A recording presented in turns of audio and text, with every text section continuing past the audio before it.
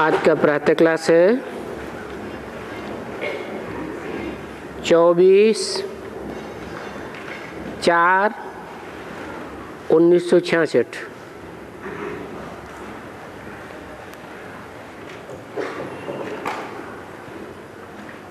बच्चे अतीन्द्रिय सुख में जीवन में आए, फिर कहते हैं कि ये बाबा आया हुआ है।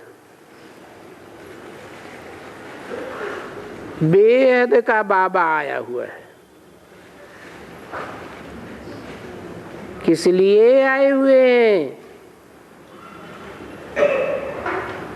इस पतित दुनिया को बदल और पावन दुनिया बनाने के लिए। अच्छा, पावन दुनिया कितनी बड़ी होगी?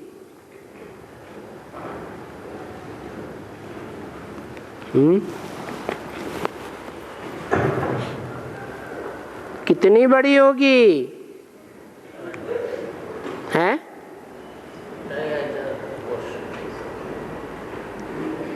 कितनी बड़ी बताई? 8। और बच्चे कहते हैं कि बाबा आए हुए हैं।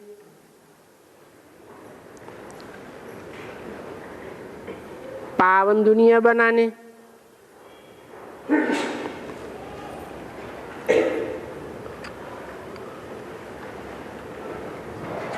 तो बेहद का बाबा आया हुआ है।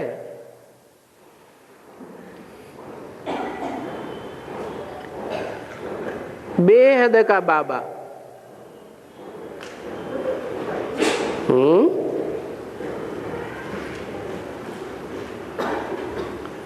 आया हुआ है।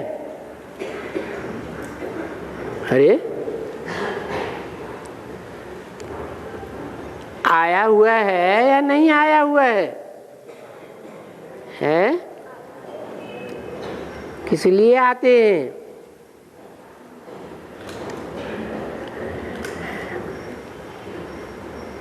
पावन दुनिया बनाने।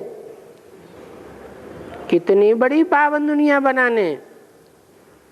कहते हैं 8 की। अच्छा, पति दुनिया कितनी बड़ी होगी? कहते हैं 500-700 करोड़ की।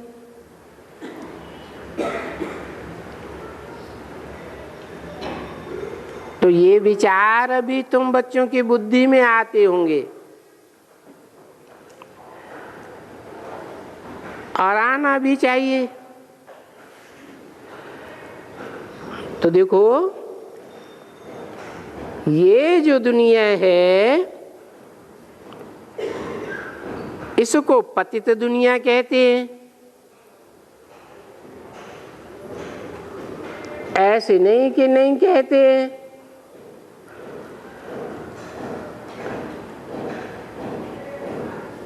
भ्रष्ट इंद्रियों से भ्रष्ट आचरण करने वालों की भ्रष्टाचारी दुनिया कहते हैं।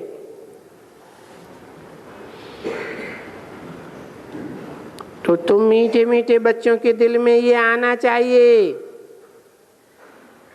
कि हमारी दुनिया देखो कितनी छोटी होगी।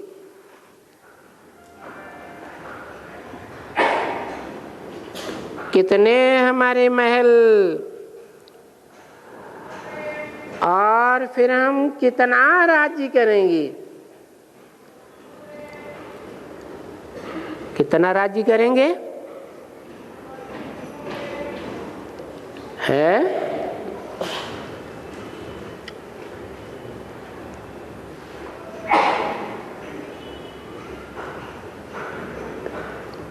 कितना राज्य करेंगे?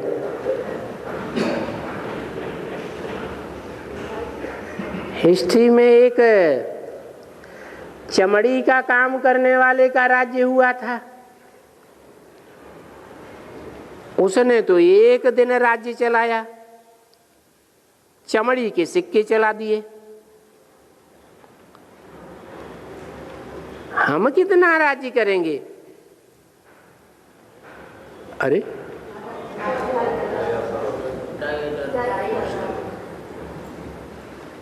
हम राज्य करेंगे आधा कल्प। तो देखो राज्य तो होता है ना। अभी देखो वो जो कौरव हैं और तुम हो गए पांडव।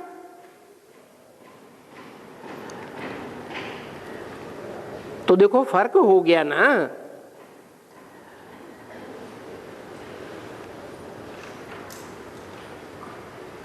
क्या फर्क हो गया?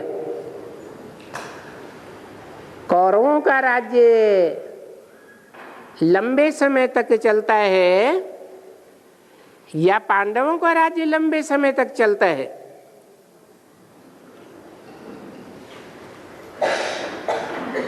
फर्क तो है ना। कौरव अपने राज्य में, जिसको वास्तव में कांग्रेसी राज्य कहा जाता है,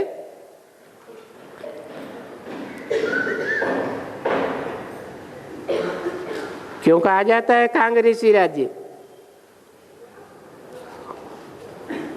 है एक कांग्रेसी नाम क्यों पड़ा? कांग्रेस है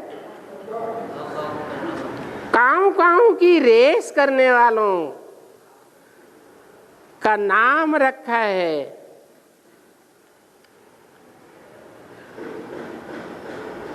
क्या काऊ काऊ करते हैं? राम राज्य लाएंगे, राम राज्य लाएंगे, नई दिल्ली बनाएंगे।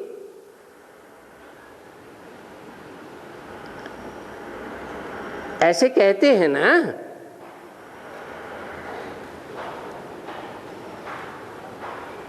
और कितनी खुशियां मनाते हैं। कभी कभी कितना गीत गाते हैं।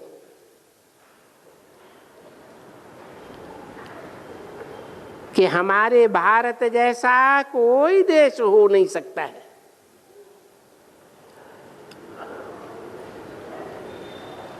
इनको ये तो बुद्धि में ख्याल नहीं है कि हमारा भारत जो सतयुग में था स्वर्ग था। उस जैसा देश, भारत खंड जैसा दुनिया में कोई देश हो नहीं सकता।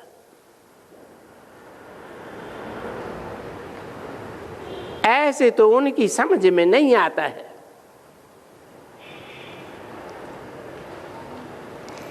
तुमको तो ये बात समझ में आती है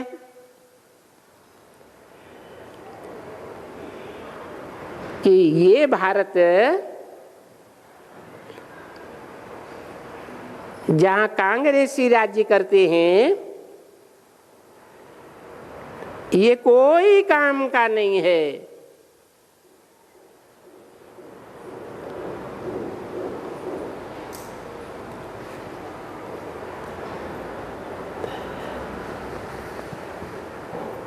यही हमारा भारत देश था जब स्वर्ग था, अभी नहीं है।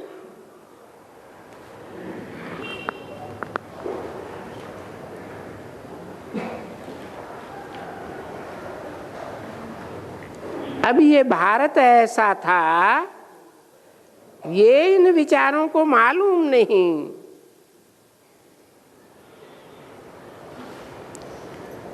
याद नहीं आता है।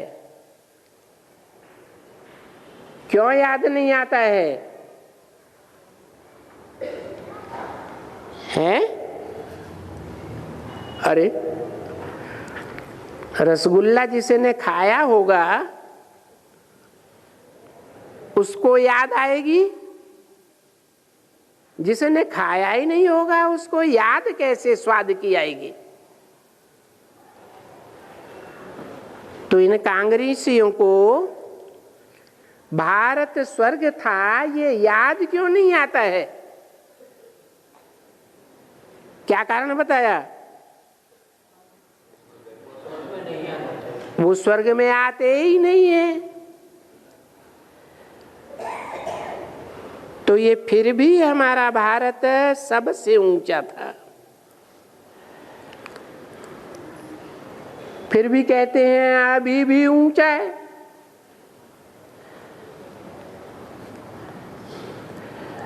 अभी सबसे ऊंचा तो है,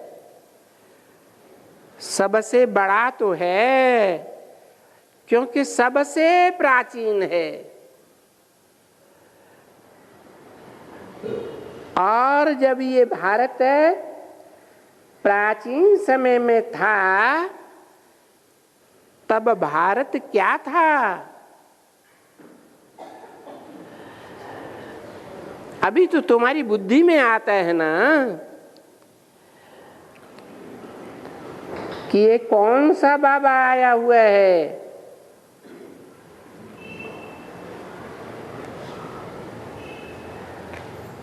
दुनिया में तो किसी को मालूम नहीं है ना।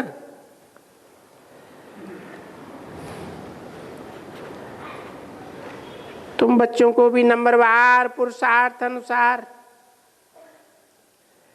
इतनी खुशी, इतना रिगार्ड रहता नहीं है कि बेहद का बाबा आया हुआ है।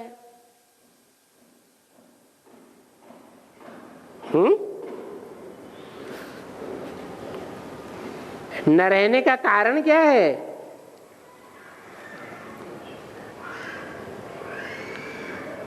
ये बात बुद्धि में क्यों नहीं ठहरती कि नई दुनिया बनाने वाला, स्वर्ग बनाने वाला, नरक को ये बेहद का बाबा आया हुआ है।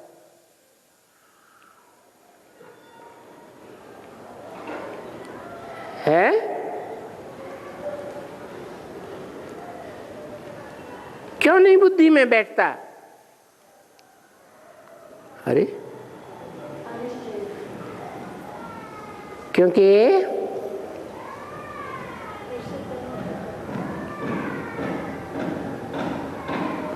बेहद का बाबा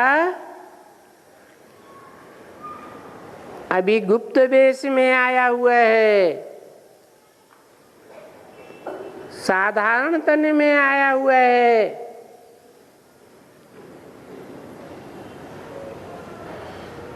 इसलिए इतना पक्का निश्चय नहीं बैठता। ये तो जानते हो कि बाबा कल्प कल्प आते हैं। देखो बहनें और भाई आपस में वो बैठ करके बातें करते हैं ना, तो बेहद का बाप आया हुआ है। फिर से आकर के हमको अपना राज भाग जो रावण ने हमारे से छीन लिया, ड्रामा प्लान अनुसार वो राज भाग देने के लिए आए हैं। ऐसे नहीं है कि कोई रावण से हमारी लड़ाई लगी है और रावण ने आकर के छीना है।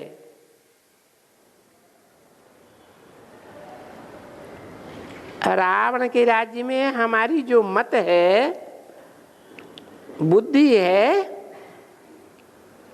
वो भ्रष्ट हो जाती है। श्रेष्ठाचारी से हम भ्रष्टाचारी बन जाते हैं। तो देखो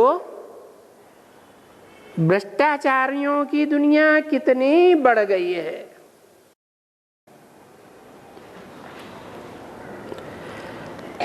पहले पहले झाड़ के नीचे ये देखो तो बस एक हमारा ही देश है और तो कोई नहीं है। तो फर्क देखो कितना हमारा देश छोटा था और उसमें तुम कितना सुखी रहे होंगे। ये समझने की बात है ना। अरे हीरे के महल होंगे कब?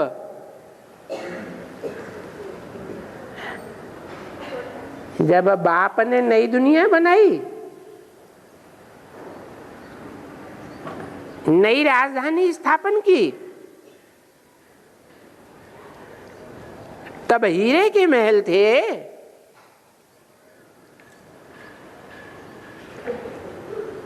ये कहावत है,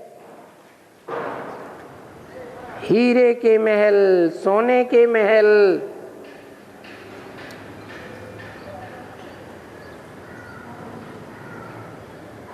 हीरा अर्थात हीरो पाटधारियों के महल। महल कहो, किला कहो, संगठन कहो,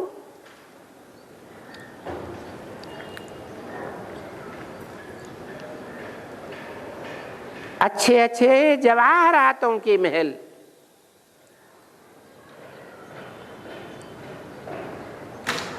आठ की माला होगी तो कहेंगे हीरों के महल, 108 की माला बनेगी, संगठन बनेगा तो कहेंगे नंबरवार जवाहरातों के महल। महल तो होंगे ना,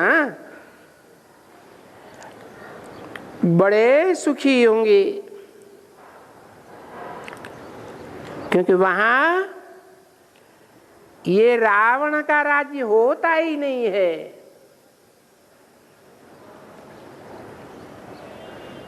जो यहाँ इस दुनिया में अभी है,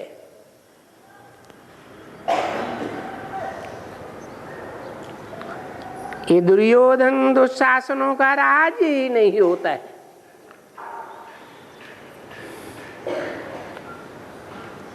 तो तुम बच्चों की बुद्धि में खुशी होनी चाहिए ना। ये जो बच्चे और बच्चियां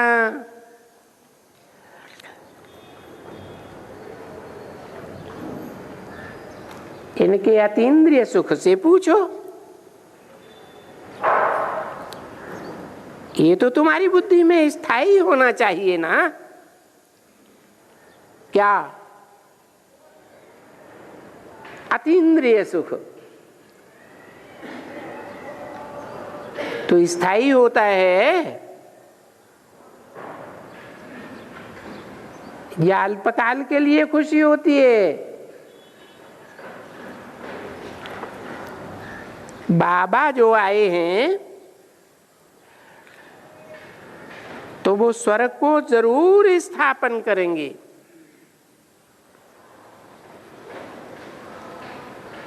बाबा सिर्फ कहते हैं कि देवान छोड़ो, देही अभिमानी बनो। और ये एकदम बहुत महीन बात है।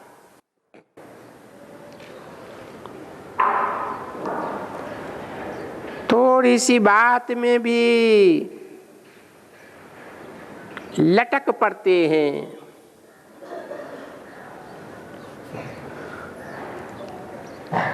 थोड़ी सी चीज में भी लटकाव हो जाता है।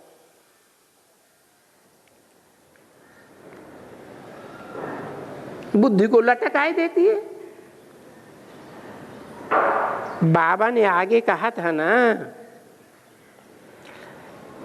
ये बाबा ने प्रोग्राम भेज दिया कि तुम 108 चकत्ती का कपड़ा, क्योंकि तुमको बड़ा जवाहरी मिला।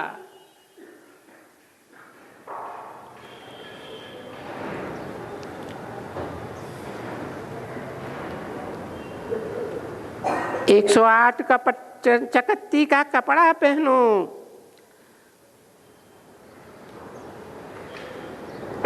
बड़ा नशा एकदम।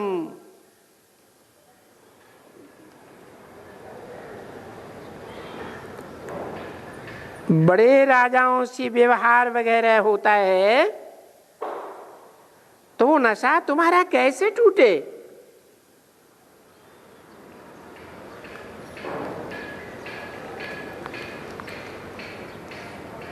नई दुनिया में, स्वर्ग में बड़े बड़े राजाएं होंगे ना, महाराजाएं। उनसे तुम्हारा अभी व्यवहार होता है ना,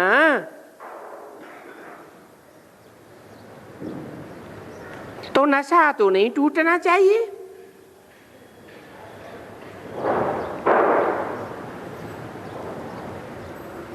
परंतु माया रावण ऐसा है,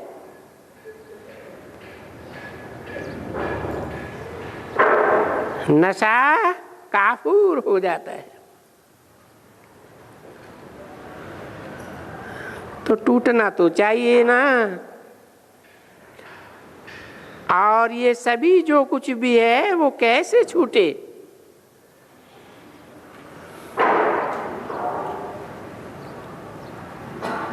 छूटे क्यों छूटे?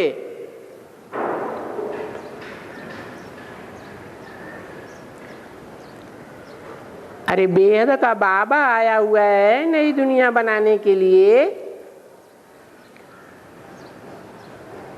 बताते हैं त्याग से भाग्य बनता है।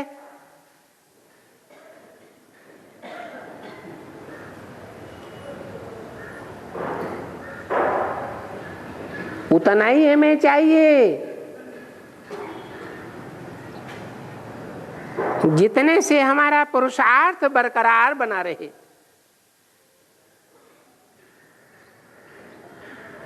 दिन दूना रात चौगुना बढ़ता रहे।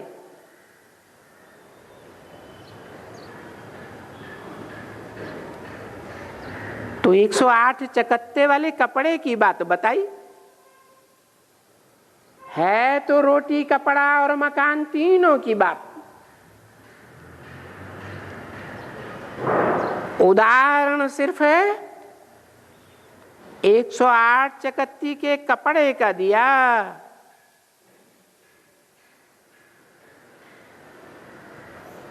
उस 108 चकत्ती के कपड़े से भी हमारा पुरुषार्थ तो चल सकता है ना? नहीं चल सकता है? चल सकता है या नहीं?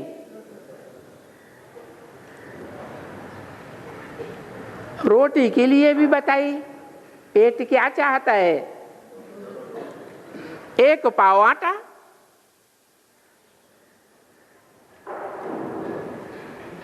इतने से पुरुषार्थ हो सकेगा है? नहीं हो सकेगा।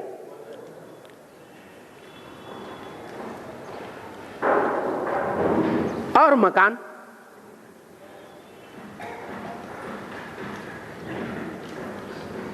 जो 108 चकत्ती का कपड़ा पहनेगा और मकान आलीशान महल में रहेगा, तो लोग पूछेंगे ना, ढोंग करते हो?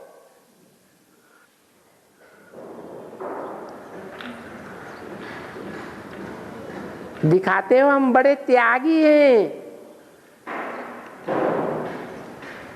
तो मकान भी त्यागी का कैसा होना चाहिए?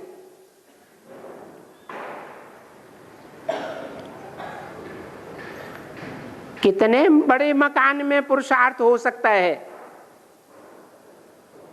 हाँ? है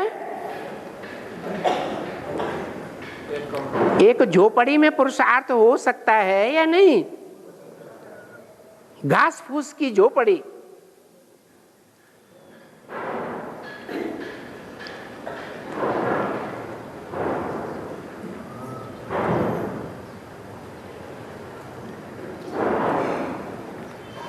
बाबा ने जब सत्संग शुरू किया था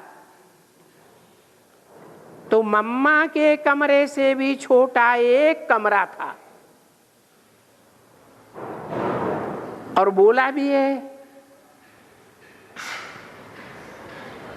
जिस कमरे में रहते हो उसी में क्लास लगाओ झाड़ू पोछा करके, उसी में खाना बनाओ, उसी में सो जाओ। तो पुरुषार्थ और सेवा दोनों चलेगा या नहीं चलेगा?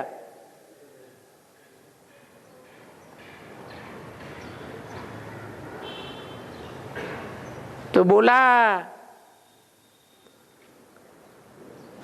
ये देह अभिमान छोड़ो, देही अभिमानी बनो। ये एकदम बहुत महीन बात है?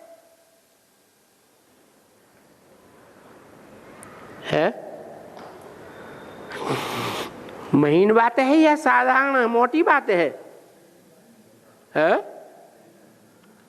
कैसी बात है? मन जो भी हमारे पास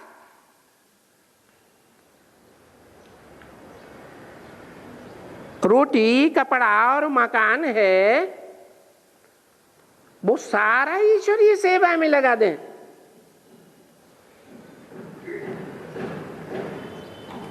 अपने लिए सिर्फ पुरुषार्थ करने मात्र के लिए रखें।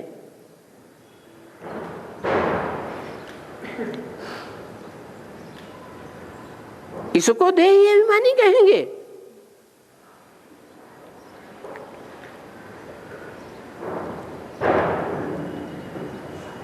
देह अभिमान क्या है और कितना है? देही अभिमानी क्या है और कितना है?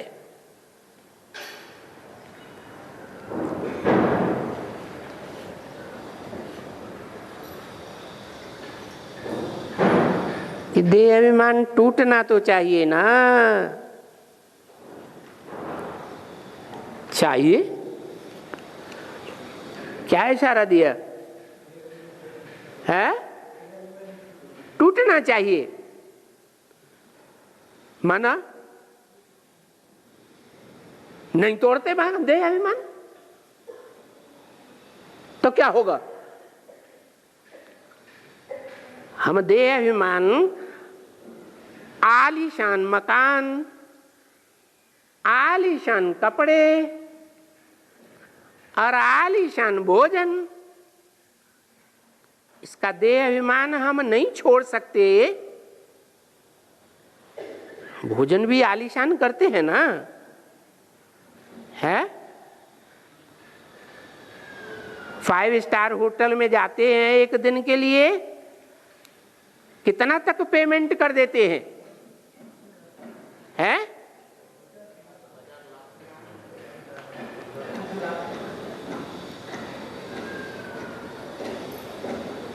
तो बोला ये सभी जो कुछ भी है वो कैसे छूटे?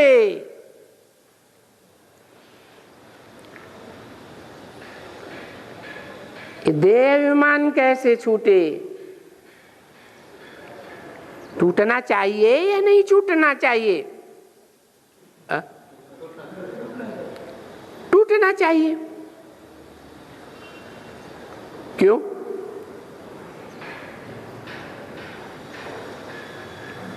हमारे 2 बेहद के बाप हैं। एक आत्माओं का बाप, उसके तो देही अभिमानी और देह अभिमानी बनने की बात ही नहीं है। है? नहीं। कौन से बाप की बात है? जो साकार बाप है मनुष्य सृष्टि का, उसके लिए देह अभिमान और देही अभिमानी बनने की बात है। तो हमारा बाप ने छोड़ा होगा देह अभिमान इतना, तो हम भी छोड़ देंगे? है पक्की बात, सच्ची बात या नहीं है?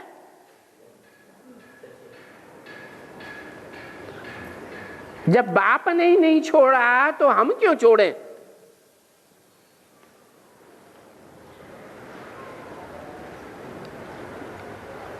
लेकिन ये 5000 वर्ष के ड्रामा की बात है, और उस 5000 वर्ष के ड्रामा की शूटिंग पीरियड की भी बात है। उसमें भी आदि का पुरुषार्थी जीवन, मध्य का पुरुषार्थी जीवन और अंतिम शूटिंग समय का तमो प्रधानता का पुरुषार्थी जीवन, वो सब देखा जाता है।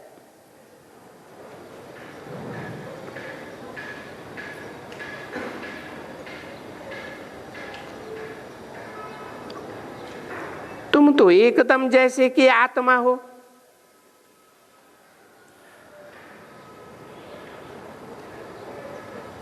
तुम्हारे सामने तो ये शरीर भी बैठे बैठे ना भासे, भले शरीर भी है, वो भी समझते हैं ये तो पुराना है, अभी तो इसको छोड़ करके नया फर्स्ट क्लास शरीर लेना है। सर्प के मिसल, सर्प क्या करता है? अपने जीवन में 3-4 बार फल त्याग करता है ना, तो सर्प जीता रहता है या मर जाता है? जीता रहता है। तो सर्प का मिसाल गाया जाता है ना। शास्त्रों में भी गाया जाता है ना। ये गायन, पूजन, यादगार, त्योहार कहाँ के गाए जाते हैं?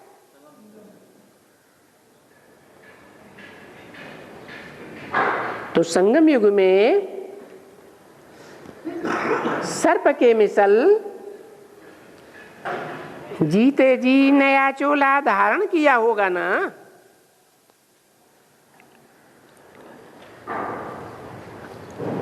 तो वो तो सर्प के मिसल हुआ। बाबा ने तो सतयुग की बात सुनाई। दोनों में कोई अंतर है या नहीं है? है? क्या अंतर है? सतयुग में तो शरीर छोड़ देंगे, और सर्प जो शरीर छोड़ता नहीं है, फिर भी खल बदलता है। तो ये कब की बात है हमारे लिए? जरूर पुरुषोत्तम संगम युग की बात है। ये तो हमारी पुरानी खल है।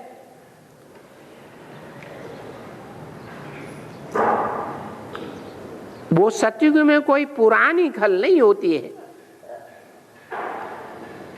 वो एक खल अच्छी छोड़ करके फिर दूसरी लेते हैं।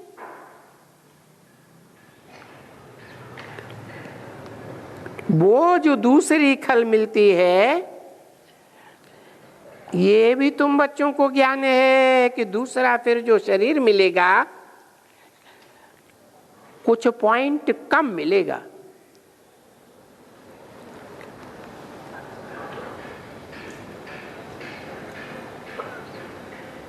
स्वर्ग में जन्म बाई जन्म जो भी शरीर मिलेगा परसेंटेज में कम होगा या ज्यादा होगा? कम होगा। और यहां स्वर्णिम पुरुषोत्तम संगम में क्या होगा?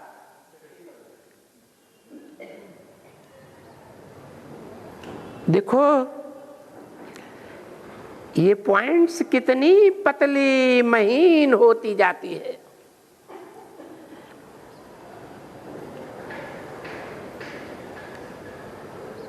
तो तुम बच्चों को ये सभी जो ज्ञान मिलता है ना, ये बुद्धि में बार बार चिंतन चलना चाहिए, टपकना चाहिए कि बाबा जितना चाहते हैं उतना देही अभिमानी में बना हूं।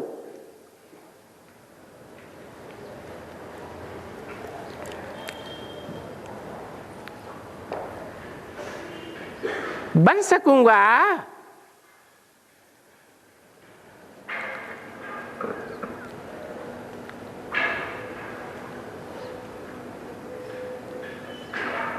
पुरुषोत्तम स्वर्णिम संगम युग में कम से कम कितने ब्राह्मणों का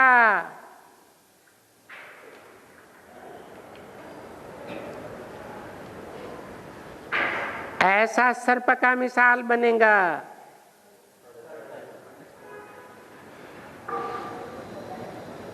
तो वैसा देही अभिमानी मैं बना हूं। ये बुद्धि में टपकना चाहिए, विचार सागर मंथन होना चाहिए कि हम तो अभी क्या है, हम तो अभी बहुत बड़े देही अभिमानी बने हैं। कितने पॉइंट, कितने परसेंट?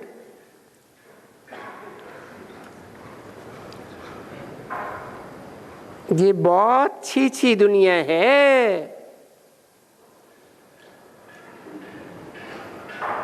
भले हमारे माँ हैं, बाप हैं, फलाने हैं, ये सभी जो भी हैं सब छी दुनिया है। कैसी छी दुनिया? अखबारों में निकला था, उड़ीसा में एक माता ने अकाल में भूखी रह करके अपने बच्चों को फाड़ के खा लिया। तो कैसी दुनिया है?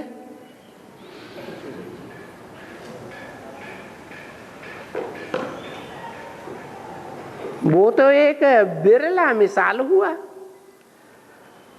सारी दुनिया में तो ऐसा नहीं होता है। अभी होता है? अभी सारी दुनिया में ऐसा होता है क्या? नहीं।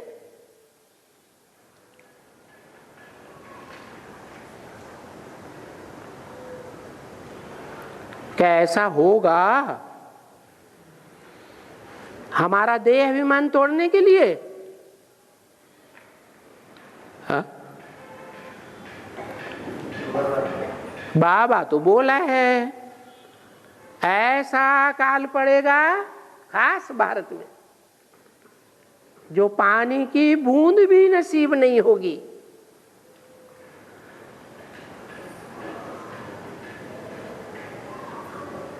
रोटी के टुकड़े भी नहीं मिलेंगे।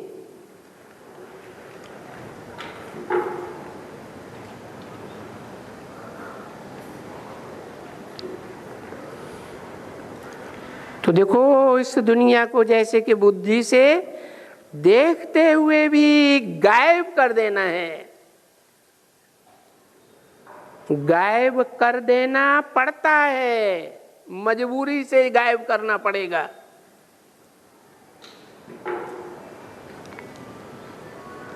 बड़े बड़े आलीशान मकानों वाली दुनिया, बड़े बड़े फैशनेबल कपड़े वालों दुनिया, और बड़े बड़े सुंदर सुंदर लजीज भोजनों वाली दुनिया। इसको बुद्धि से गायब करना पड़ेगा या नहीं करना पड़ेगा? है? अरे आंखें बड़ी बड़ी हो गई।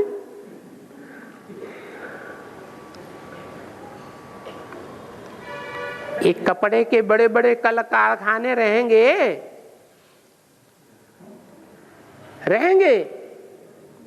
जबकि बोला है सब धंधों में है नुकसान।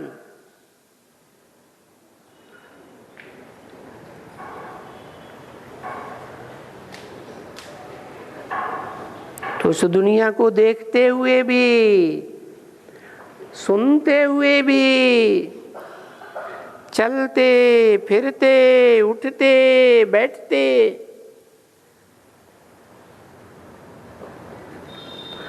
जैसे कि हम यहाँ हैं ही नहीं। हम तो अभी कहाँ हैं? हम तो अभी मुसाफरी में हैं, रास्ते में हैं, हम जा रहे हैं,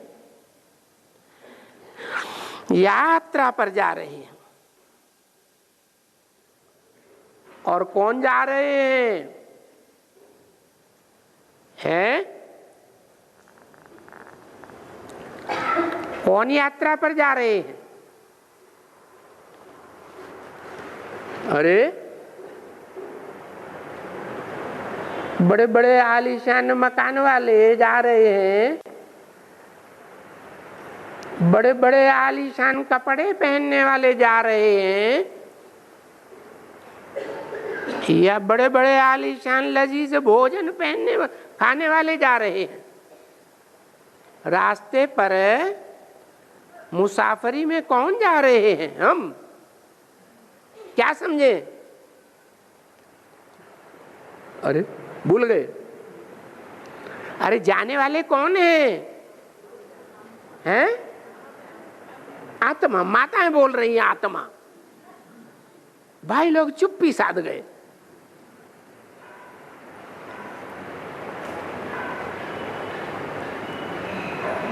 जिस मुसाफरी पर हम जा रहे हैं,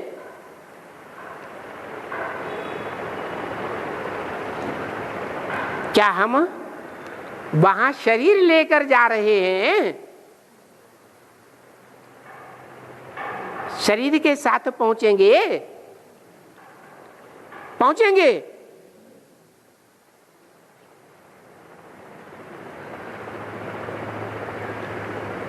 शरीर कहो, ये जो देह अभिमान कहो, इस देहभान के साथ पहुंचेंगे?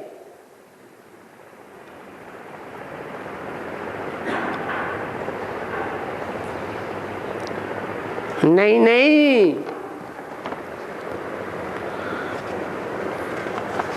बस हमारी तो मन बुद्धि रूपी आत्मा का योग जा रहा है अपने घर के तरफ।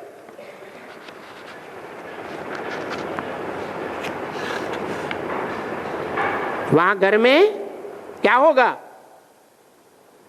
है बड़े बड़े आलीशान महल,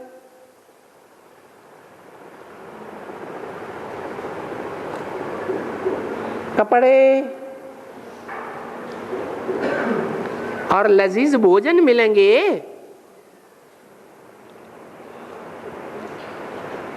हैं? आत्मा को इनकी जरूरत होती है कि जब तक शरीर है, देहभान है, तब तक जरूरत है। मना हम आत्माभिमानी बन जाएंगे तो तो हमारी भूख लंबी चौड़ी रहेगी।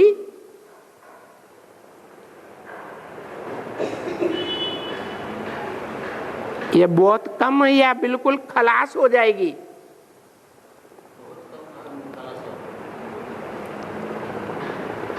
भूख भी ना के बराबर रह जाएगी।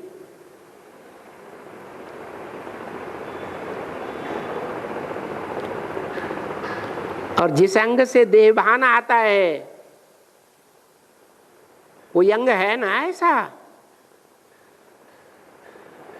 जिसके लिए बड़ा देहभान आता है?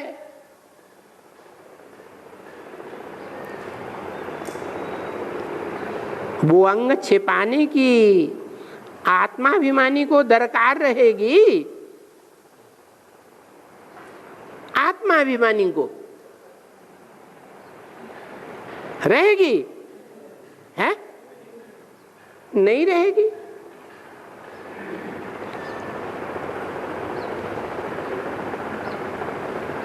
देह अभिमान और देह की इंद्रियों का सुख भोगने के लिए दीवालें बनाने की दरकार रहेगी।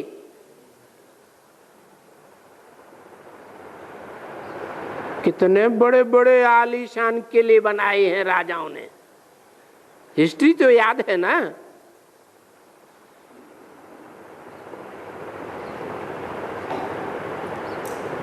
ये दीवालें, ये अलगाव क्यों बनाया गया? इसका मूल कारण क्या था? है देह अभिमान की सुरक्षा।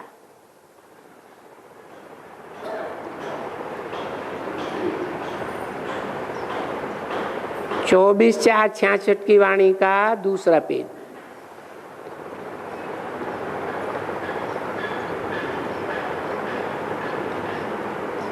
तो ये रोटी, ये कपड़ा, ये मकान, ये आलीशान,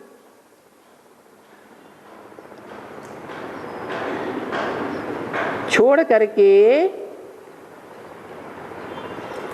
अर्थात देहभान छोड़ करके ऐसा अभ्यास तो करना पड़ेगा ना।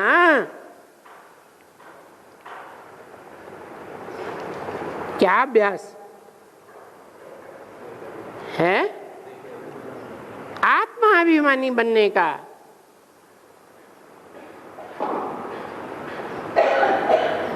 और शरीर के होते होते अभ्यास करना है। करना है नहीं, करना पड़ता है। पड़ता है, नहीं करते। पड़ता है माने नहीं करते तो भी मजबूरन क्या करना पड़ेगा? करना पड़ेगा।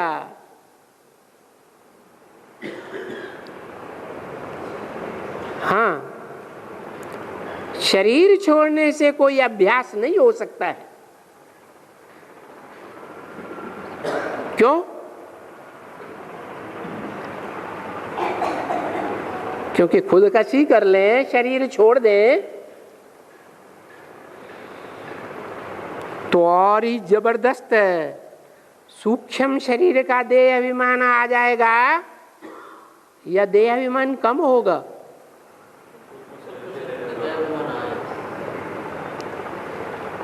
तो शरीर छोड़ने से कोई देही अभिमानी का बनने का अभ्यास नहीं हो सकता।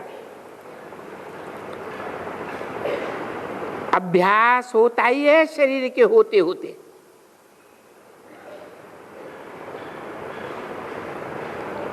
तो ये विचार करना होता है ना।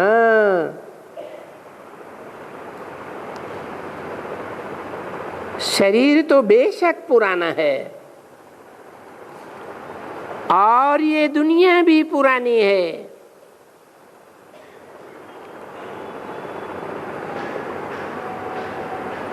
सब कुछ पुराना है।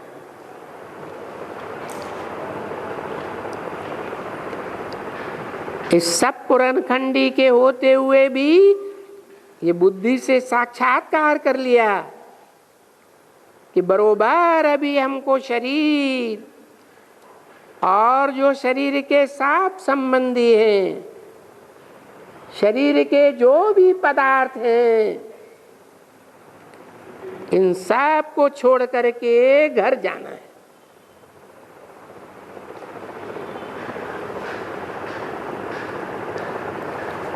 छोड़ करके घर जाना है।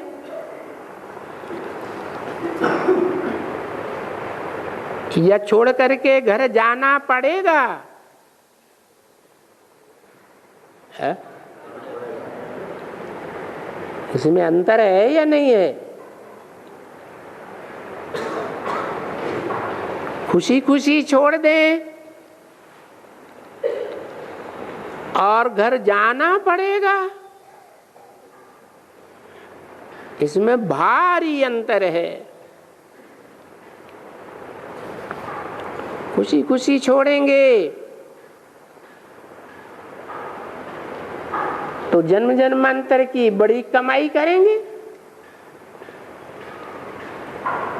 और जबरियन जाना पड़ेगा तो क्या होगा? है पद बहुत नीचा हो जाएगा। 8 की माला हो, चाहे 108 की माला हो, चाहे 16,108 की माला हो, चाहे तो 9 लाख की माला हो, 500-700 करोड़ की माला ही क्यों न हो। इन मालाओं में भी पद होते हैं कि नहीं, नीचे और ऊपर?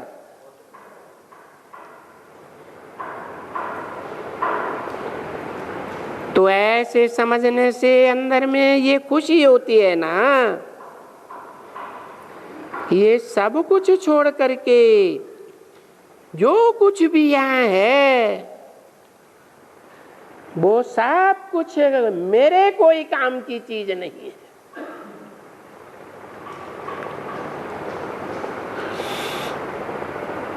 अभी हम वापस जाते हैं। ये नाटक पूरा हुआ तो शरीर होते ये पुरुषार्थ करना पड़ता है।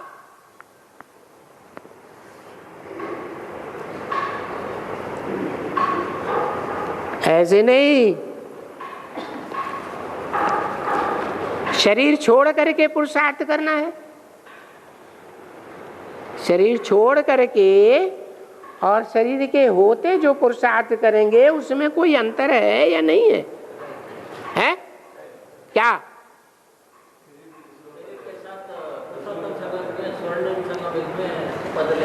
ऊंचे ते ऊंचा,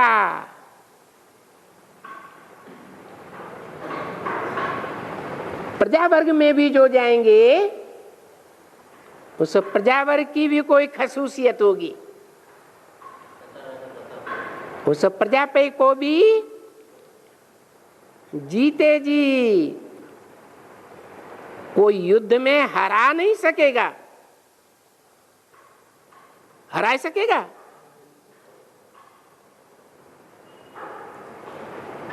यथा राजा तथा प्रजा।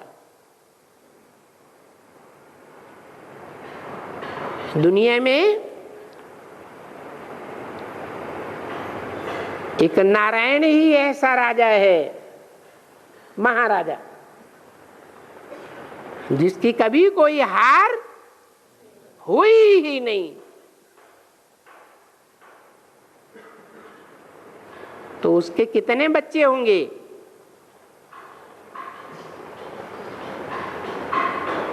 है संगम युग में, सतयुग में नहीं।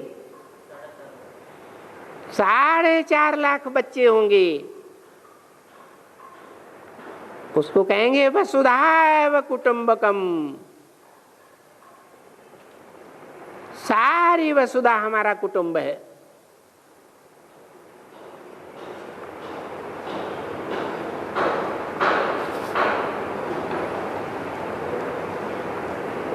तो एक दो को जब भी कोई मिलते हैं मुझे ये बोलना है मन मना भव। देखो ये बड़ा भारी मंत्र है। क्या भारी मंत्र है, हैं? टेप रिकॉर्ड में भर दो, 24 घंटे बोलता रहेगा। इसमें भारी क्या है?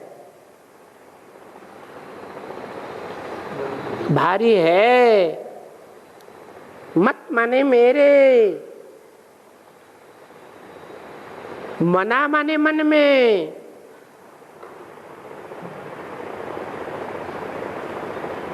जो है उसी में भव, उसी के समान हो जा, उसी मेरे मन के संकल्प में डूब जा। दूसरा कोई संकल्प न होना चाहिए,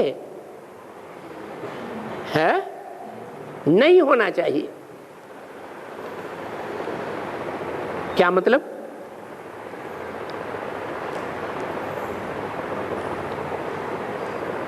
मेरे मन में क्या मतलब है? आत्मा के मन में, आत्मा तो 500 करोड़ है, आत्मिक स्थिति के मन में।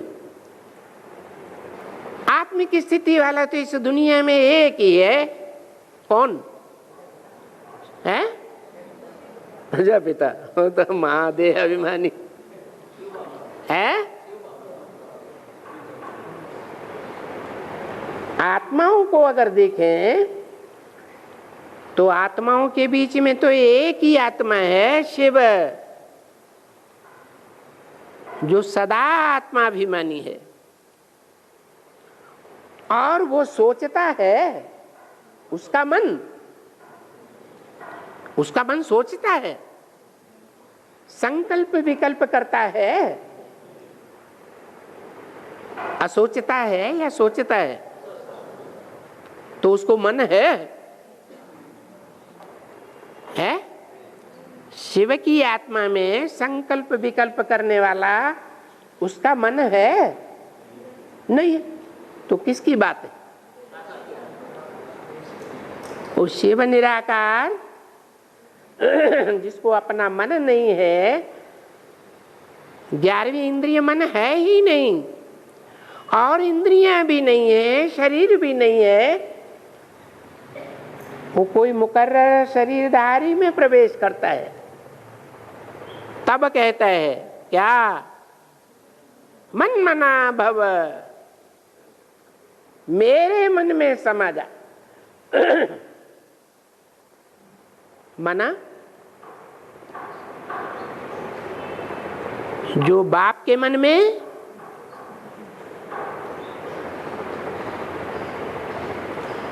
जो संकल्प,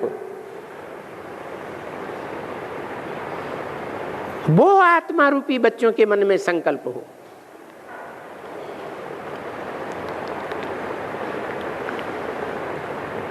उन आत्माओं की लिस्ट है वसुधैव कुटुंबकम की।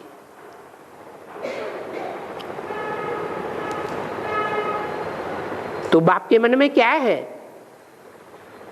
मनुष्य सृष्टि का बाप, जिसमें आत्माओं का बाप आता है, उसके मन में क्या है? अरे कुछ है या नहीं है? कोई लक्ष्य है जिंदगी का या लक्ष्यहीन है? क्या लक्ष्य है? अच्छा, तो हम भी पतितों को पावन बनाना शुरू कर दें? है ये भी ठीक। नर से क्या बनना है? नारायण। अर्थ क्या है? नार माने जल, आयन माने घर। जिसका ज्ञान ही घर है, वो नारायण है, ये लक्ष्य है। तो हम ब्राह्मणों का क्या काम होना चाहिए है? क्या धंधा? ज्ञान लेना और ज्ञान देना। जो बाप का धंधा सो हम बच्चों का धंधा। तो मन मना भव बड़ा भारी मंत्र है, बड़ा जबरदस्त मंत्र है। ये मंत्र का कोई भी समझ में किसी को नहीं आता है। भले गीता पढ़ने वाले गीता पढ़ते हैं, बाबा ने बहुत ही गीता पढ़ी है। मन मना भव,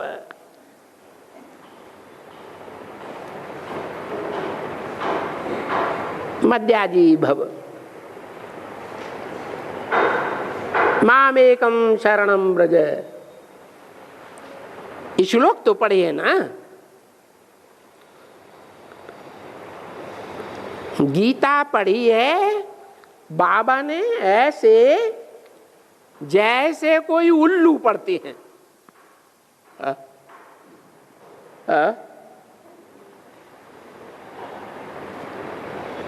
कौन से बाबा की बात की? ब्रह्मा बाबा की। अच्छा, और शिव बाबा की, बड़े बाबा की बात नहीं की है? दोनों की बात है, दोनों उल्लू। यज्ञ के आदि में कौन सा बाबा था जो संस्कृत वाली गीता के ही अर्थ करके बैठ करके समझाता था? जो आदि में सो ही अंत में होना है। तो आदि में उल्लू की तरह समझाता था।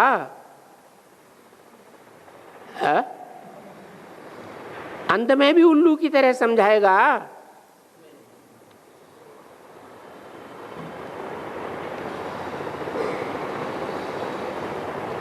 ऐसे पढ़ता था जैसे कोई उल्लू पढ़ते हैं।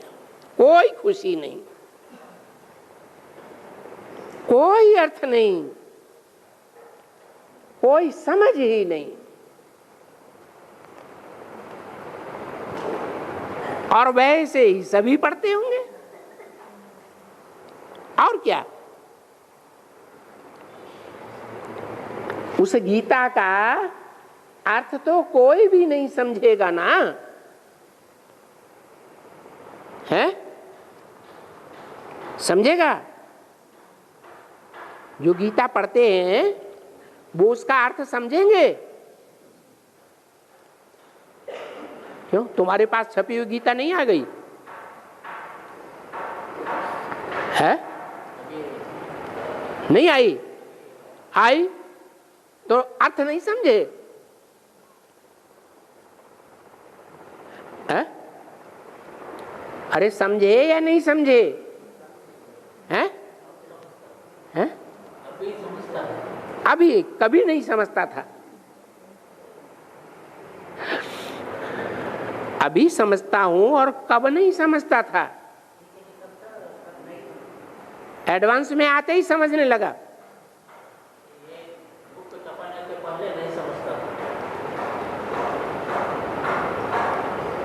गीता तो बहुत ढेर के ढेर पढ़ते हैं, लाखों पढ़ते हैं, करोड़ों पढ़ते हैं।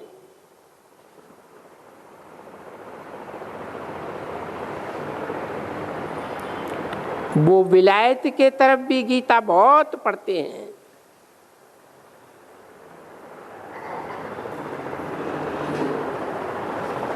ओम शांति।